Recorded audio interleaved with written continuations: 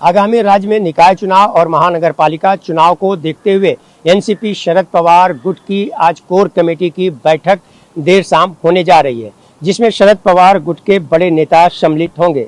प्रदेश राजपा शरद पवार की core committee की बैठक में जिसमें राज्य में होने वाले आगामी स्थानीय चुनाव और पार्टी के विस्तार को लेकर चर्चा होगी।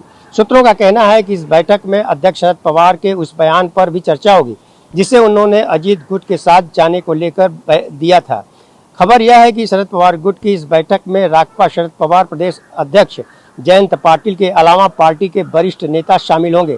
गौरतलब है कि शरद पवार गुट की राज्य कार्यकारिणी की पिछली बैठक में पार्टी के कुछ पदाधिकारियों ने अजीत पवार के नेतृत्व वाले गुट के साथ संभावित विलय को लेकर अपने भविष्य की चिंता जताई थी।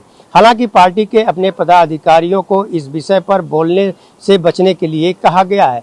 अब देखना यह होगा कि देर शाम जब कोर कमेटी की बैठक खत्म होगी और उसके बाद क्या निर्णय होता है। यह बात अलग है कि शरद पवार ने पिछले दिनों कहा था कि अजीत पवार भी अगर एक साथ आ जाएं तो अच्छा होगा। देखने की बात यह होगी कि स्थानीय निकाय चुनाव और महानगर पालिका चुनाव बिल्कुल नज़दीक है।